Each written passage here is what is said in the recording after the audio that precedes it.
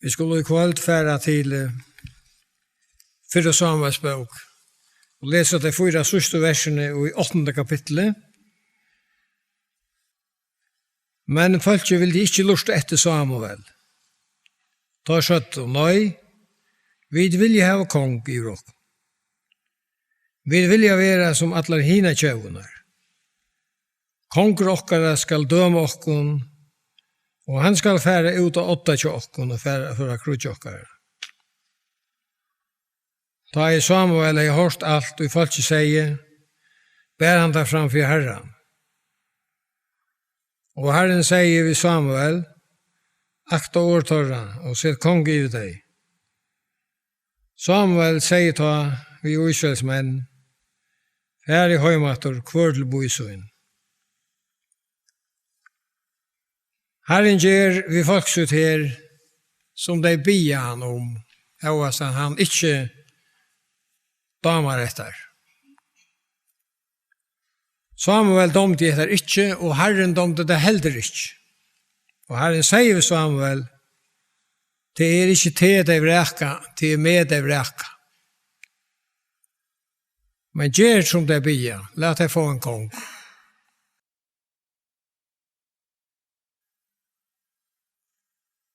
Det alt frivillig til oss mennesker. God binder ånga nyer på nekra måte. Det fullkomlig frivilligt å leve sitt liv akkurat som du vil til hos nøyme. Det får jeg god der i sjøy. Men vi må ta avløyingene. Vi må ta avløyingene av oss ned. Og tog for at mennesker får tapt. Og dette blir ikke dumt at det har vært sagt.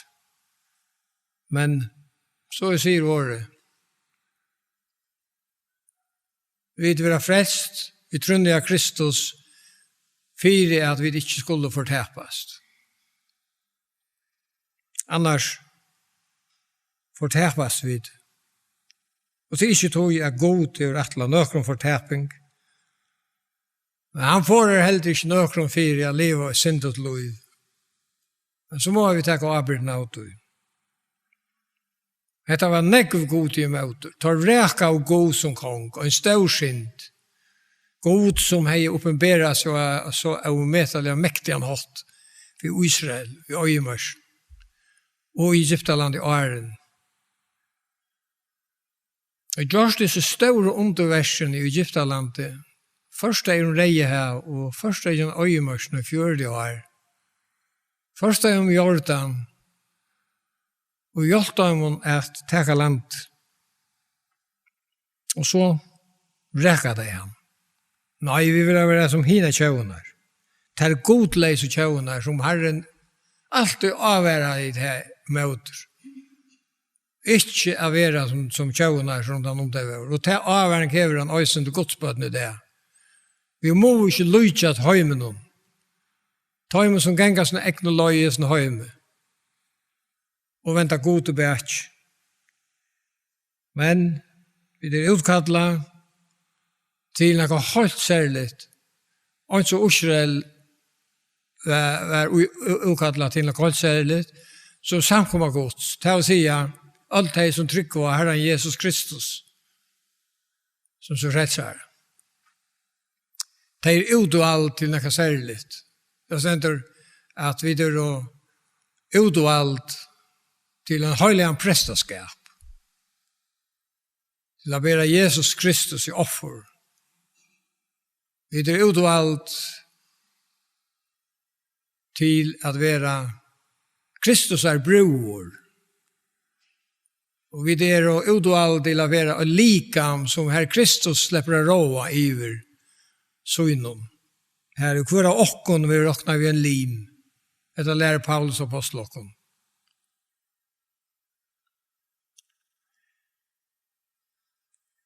Men så, og i 9. kapitlet, så nå kommer vi til søvnene om Saul. Den første kongen. En avmetelig døper sjøva. Og en unga mann som begynte vel. Og en stor, flottan ungling. Som bryr i øyla vel. Han var for det første øyla vel skaptor av gode. Og en proe med over. Han var åma for alt folk ikke hadde. Det hadde større enn alle vanlige folk. Og han var en mjukur. Han begynte vi lydelaten. Han begynte øyla vel. Men til forsøtt i til avlyttene, han tjekk ikke herrens løy, som han var kattlet over. Han får av løy, og det var avlyttene som får komme honom. Og det at han lustet ikke etter, til som Gud sier, men gjør det tingene på sin egna måte, altså som han vil. Så fattler han langt nyer, til endan, så ble han en droppsmauer som strutte med det god.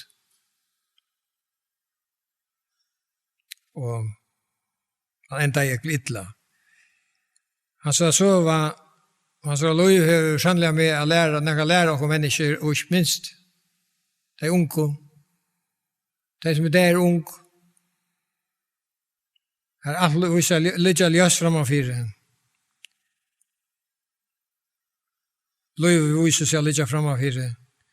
Og kanskje det ligger til, men ikke vet noe sikkert, det vet vi, det blir ikke skje, men kanskje det ligger fremmefyr. Men hvordan får dette løyve lukkast? Så Saul gikk ytla. Det var en syndarlig ente, helt umetallig syndarlig ente hos mannen. Men vi ser ikke her i 9. kapitlet for Samuels bok at det var sagt om Saul av påpensere et kiss, og han var av at Benjamins, han var mykvant med over. Og så han begynte vi tog, han mistet en 2 eselborster, og han sier Saul sånn så en for løyt etter eselen, og jeg var en av dronjen og vitt der. Ta for så sted, og tar løyta vuja etter det som her gav eselen. Og for å nok så lengt. Jeg var ikke akkurat hver at det kom så til Sofsland. Stendte da. Og jeg ikke kan akkurat hver det kan være. Men jeg så ikke i baugene som Jekvann Skuilendal gav ut av sinne her han tøyer det bibelske navnet, nekva de bibelske navnet. Her finner jeg SOF, ZOF, og det en mannfolka navn, og det være med av oss som så løs, og annars tøtningen av SOF honang. Så det Gotland. Jeg minnes til Herren lova i Israel, et land som fleit i mjölk og i honang. Og kanskje det blir skjærlig han honanger her i Soflandet. Og han sier også til Skuilendal at det er Sof, han var sånner og en som Tor. Og hessen Tor var olderabbe Samuel. Og da nå her i Soflandet, nå helter Saul at tar var løydande av lunch, og han sier dronjen, jeg halde vi må fra høymater, jeg råk vi på opp i bensin om okk. Men ta sier dronjen vi han, her, inne i boinen her en godsmæv. Alt gongu som han sier. Ganske han kunne sagt okkur nokkur med esel. Saul sier til at vi tar åndsja djøvn at fyr. Han sier, jo, jeg har en fjørengang sekle. Det kan stå djøv. Jo, tar færa så inn. Da er nærskast boinon. Da kommer nekra jenter ut etter vattnet som de møter. Og tar færa prata med jentene her. Og spyrir til her etter Samuel, spyrir fyr om en godsmann. Og her sier vi Vittor at han skulle akkurat ha en offer og Oslo her. Og hvis du har ført inn i bojen, så vil du finne han på en av vei. Då förklarade de så hur de skulle göra. Jag också om att jag läser det här. Standa några unger. Vi hade sagt att nu tar man 2 ungerkärkar. Och pratar vi några första ditter. Att det här lyser väl ungdomen. Det standa här så frisk. Och jag såg för mig att jag har flänt och pratat samman om allt möjligt och så förklarar där och som kostar skulle göra. Och så skiltes det. Och kanske tar det var sagt, här så var det fitt där och där var sagt att detta var ordentlig kärkar, jag spår. Särskilt som större, så ska stora vara. Att det här säger bara fyra som har vi ska komma upp till också om hur livet är, ja. Ungdomslivet är något särskilt. Så var så tänker på. Som vi säger Johan, hur ska det gängkast i livet till det allvarliga. Vi hända mannen ända är det så omätligt illa. Det enda är så illa att han som konkor och som är förboj i ödlån trölldöme och slykon i Israel, han får själv att löjda till hjälp så de deg. Och han blev så krostur till ändan och trångtur att han begick självmord. Löjv är öjlig allvarligt. En dansk sankor säger således, farliga vägen var som jag vandrade må. Och så är det. Det är om jag hade rött och kausen i Luno. Och henne fär man här. Vi har så bäutjene. Det är som det var nämnt i Robert B. Det hända bäutjen som har alla vurstå. Det är en av bäuk som har vurstå. Och säger också om kvart vi är en liv vurstå med det. Det är att öttas herran, han som har skapat oss. Det är en av bäuk som har gjort människan vävn. Som säger människan virkelig kvart det karlöjde är. Och kvart det gåa är. Räkar du hesa bok, så räkar du Kristus. Du kan inte säga att du är en kristen hvis du räkar Bibeln. Det blir slett inte till. Det är bara att som trycker skriften, apostlarna och profeterna som kan säga att det är kristen.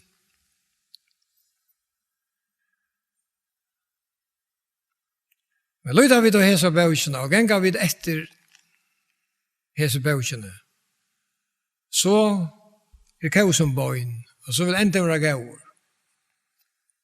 Jeg sier ikke heller at han ikke kan være gaur, så han er ikke som du ikke øyelig ytla i løven. Men går du frelstur og i deg av stunden. Men til dømsråvarna krossen. Jeg hadde meg heller ikke at døma Saul. Det er sommer som døma Saul til å være ferdig til helvete. Men det tår jeg ikke. Det tår jeg ikke å si. Jeg hadde vidt av omgang. Det sier Jesus så tydelig at døme ikke for at jeg ikke var dømt. Vi har rett at døma noen mennesker. Vi er sånn alvorlige. Men vi kan si at det er mennesker som ikke vil komme til Kristus. De er færre fortapt. Det sier skriften.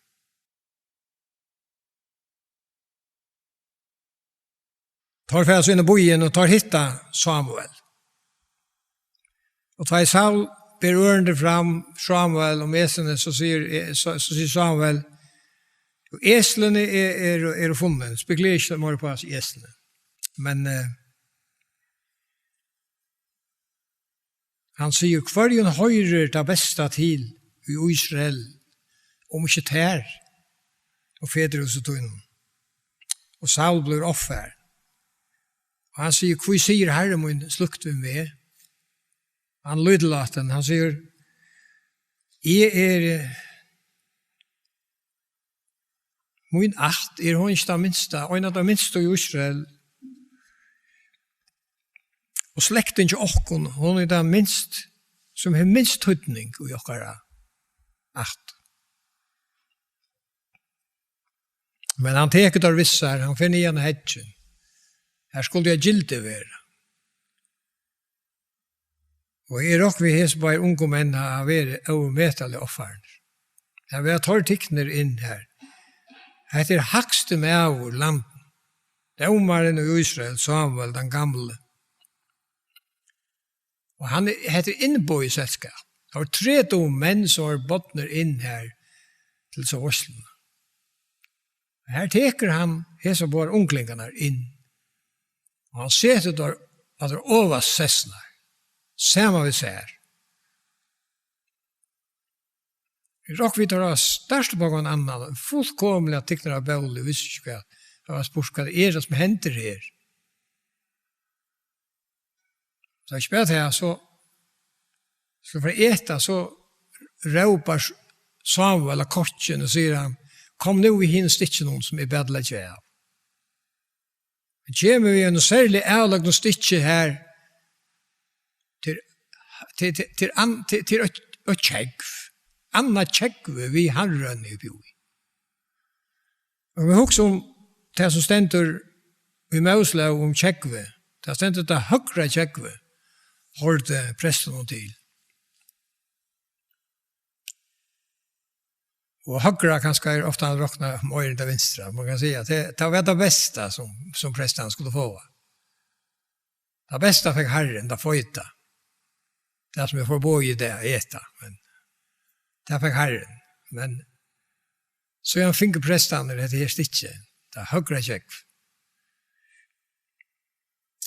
Och man kan säga att det är att Saul fick det bättre tjäck för här. Han fick ett kurs här. Tjäck vi ner och nu känner vi väl sig att föringar. Och tjäck vi ner något annat. Men kurses vi är.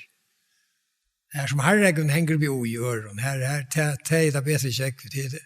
Det är det som får morborsur kurser. Och detta här tjäck vi fick Saul.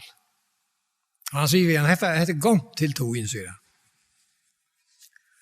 Så han gjør det bare mye offer. Så ut og dør. Så ble Vørsland i, og så var det om han bojen. Og han får til hus vidt om. Og han får opp på tætje, så det ser ut her i Osrel, ofte han bjør. Og det går av vekk, og kvalitet ser ut der her pratet av. Og jeg forstår meg at Samuel, han er rønt at tåsa og finner jo en løsning av hvordan jeg så ikke mer det vær, som Herren er utvalgt. Han kjente han slett ikke selv. Og Herren er utvalgt han. Så pratet vi så her, og så gjerne ble det her. Sångar tog jeg til løytost. Og morgen etter så sier han Vittar at jeg skal komme og jeg skal fylle dere sindra lov. Da færre så ut om bojen, og da det kommer nekket om bojen, så sier Samuel Saul, la dronjen være ontan, men vi slår vi å stekke sindra her. Og så får dronkeren ontan, og da han var kommet sindra på stra, og da var ansvarsmatler, så tog Samuel oljeförlöskarna fram, som han hadde gjort seg. Og salva i Saul til kong. Så sier han av igen om trojteten som skulle hända honom den dagen. Og så skilt det står. Og det tekene hendte akkurat som Samuel har sagt. Og det sånne som er at Saul kom i profetiska bortrytting. Samma vi några mannen som kom i profetiska bortrytting. Så igen kommer Saul hemma till pappas son. Och det sänder pappa bojan Sara. Han hade ner. Han var pappa till han som sötne gjordes herföraren till Saul, Abner. Det är så ner pappa bojan Sara. Han säger via vad det är. Han säger, jag vet att vi är löjt efter Eslen och nu har vi inte funnit det så får vi till Samuel.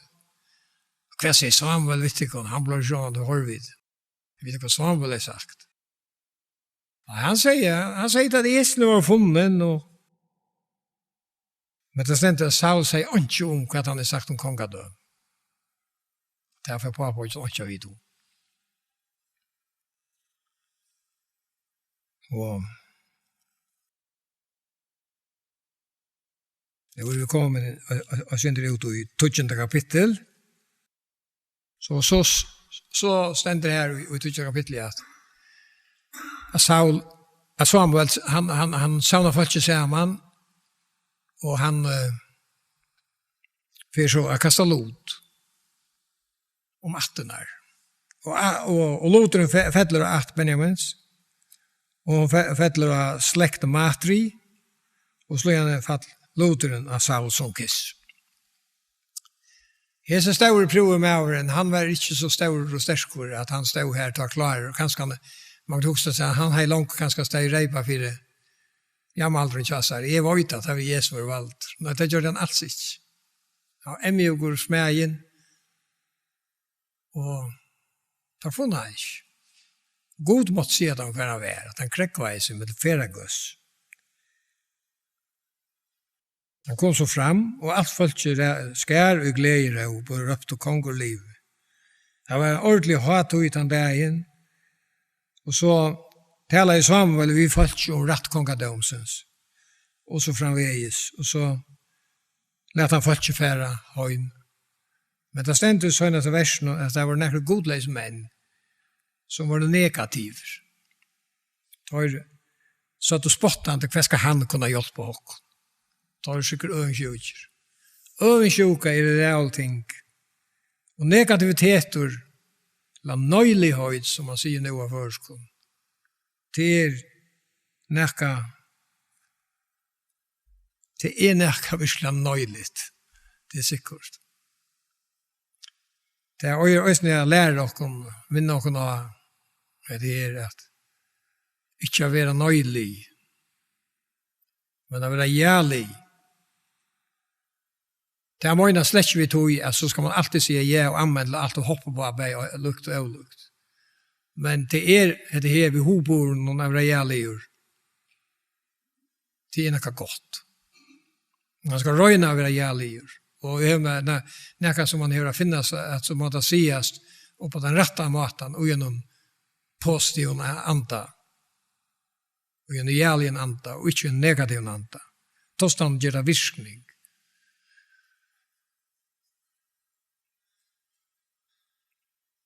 Så jeg kommer vi til en nok rørende søvå og en størstliggende søvå. Hvordan vel det gikk til Saul av begynner vi. Vi leser om i det 11. kapittel at Nahas, en ammonittor, kongren i Ammon, han var kommet og han kringsett i en bo i Israel, som er Jabes, han la i Gilead, estanfor Jordan.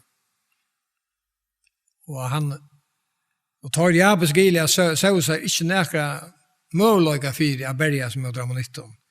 Så tar skjøttet vi Nahas at vi ville gjøre sottmål av vitt, så skulle vi tjene der.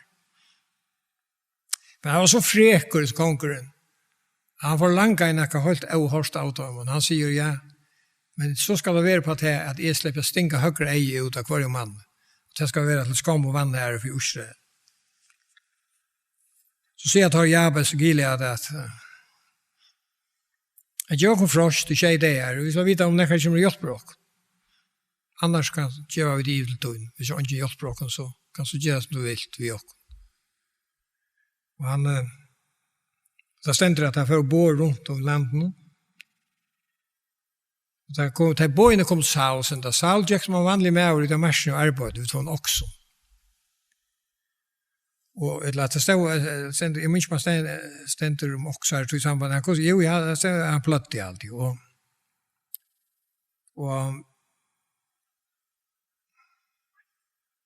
det stender at han ble så ytler, til han hørte det her som næra seg, høttar vi.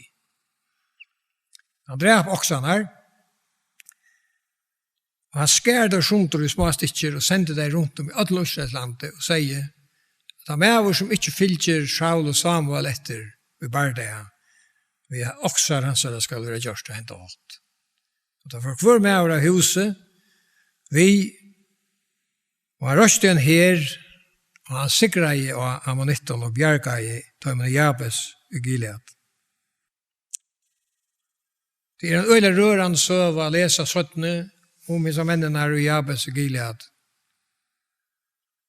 At det stender at ta i salva deir at han var fattelen for filisterhånd og la dripen av Gilboa fjøtlum. Og fudgendan funnet han her, Litjande av Gilboa fjøtlum, bare var i stegen. Og siner hans er øysene, bæg Jonathan og Malkisua. Da tar hongte der opp på en mur til spott og kjensel og vannærelse. Men ta stendet her, at ta fjorden nekker ur Jabes og Gilead av nottar tog. Da har jeg helt visst sett løyve våva. Ta fjorden av nottar tog og tar taukos løyene nyer. Det hinkos som kjensel og skål. Og ta fjorden av sted og gjøre av det. Så at han fikk han gjøre for tår.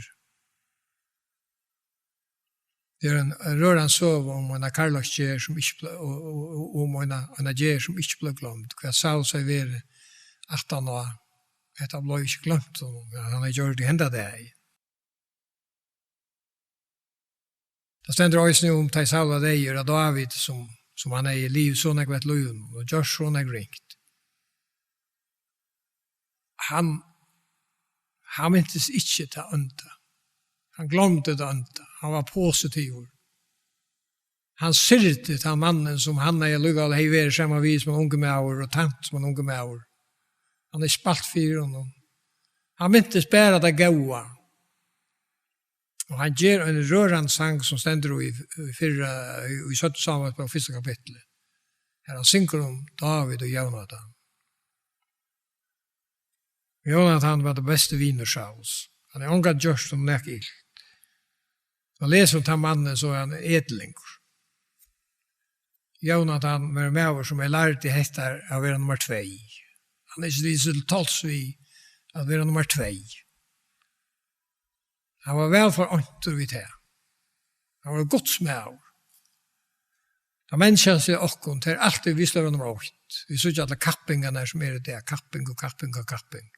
Om det skal være bedre enn andre. Det har vi sagt så helt opp til det. Men det er faktisk ikke så forferdelig å sitte opp til. Det er bare reip, alt er røyne bra best. Han som klarer å holde seg over nest bestor, han gjør et nekst større brakt. Som doet her. Så det er doet det som er over Jonathan. Han skal ikke være glemt, helt ikke gjøre kvöld. Og en ometallig av vøker mynd for at man ferdig man leser samspøkene av Jonathan. Han var best i viner Davids. Og David sang han av sorgarsången til at det var deir. Og han sang lykanek han sang lykanek Saul fudjendasøyn, som er virren fudjendelesene. Han blandet alt sammen i en vekker isching om Torboar, sin besta vin og sin ringa fudjenda.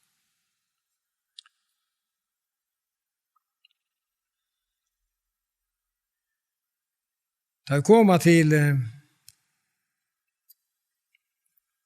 ja, det stender i et eller kapittel da Saul er vunnet sier av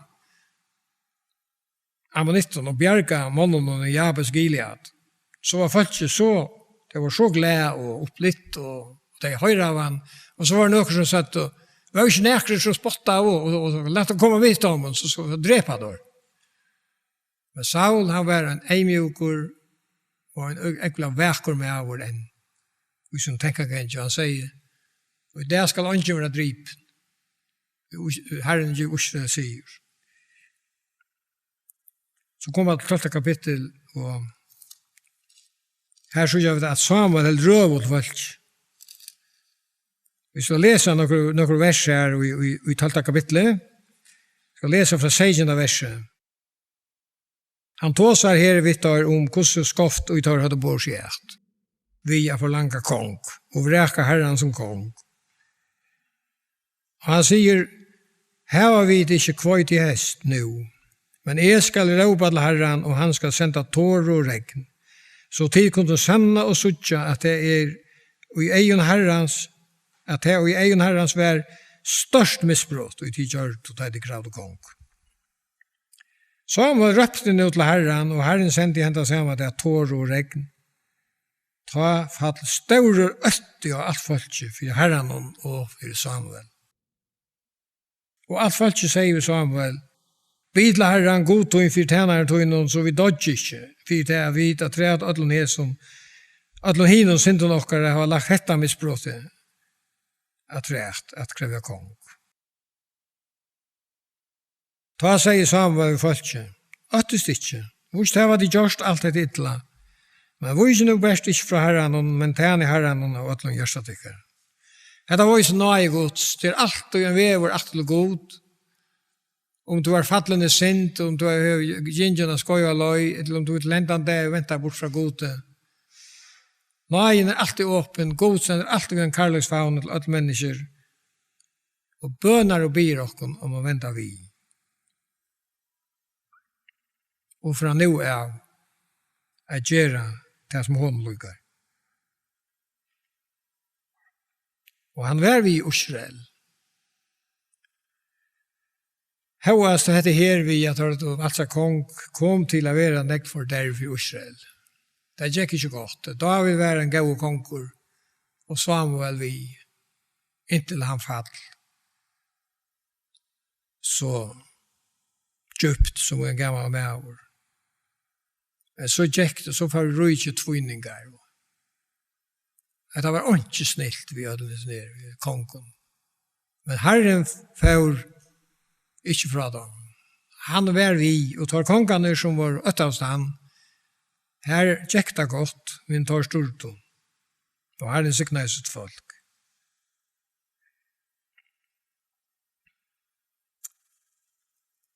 Da vi kommer til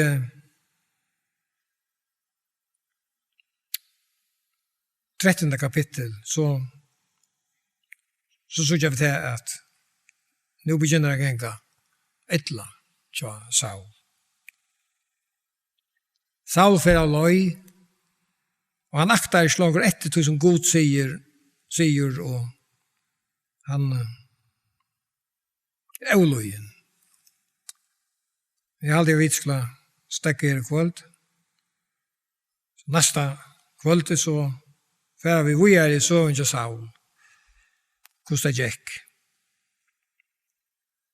Her vi takker deg for at det her som vi kunne takke lærdom ut fra i sånne her kapitlen her i 4. Samuelsbok om Saul. Av samme hatt som alt et år skrivet og kunne lærdom som Paulus sier. Vi har alltid nære lære bort ut i Norge. Vi ber deg om at du skal vente folk til noen, alle som trykker til togin, utan måte at vi må skal elske etter året og ikke forsømme det. Så vi er begge avhverst og lærende som søver om man er tjau, og så er det 12 år her til å lære dere om det gode og om det ringa, om avløyngene er av tog. Og her som tog nøye åpenberes og er med til det stør og her som året. Vi tar at høvespersoneren, atlan vi inn i jøknen, er til soner Jesus Kristus, frelser i hamsens. Vi ber deg også om at sykne deg kvall til akkurat gjørstånd. Vi tog dyrer på en avskild. Amen. Så jeg slår vi synge nummer 245 i Sångbok Gudsfolks. Nummer 245.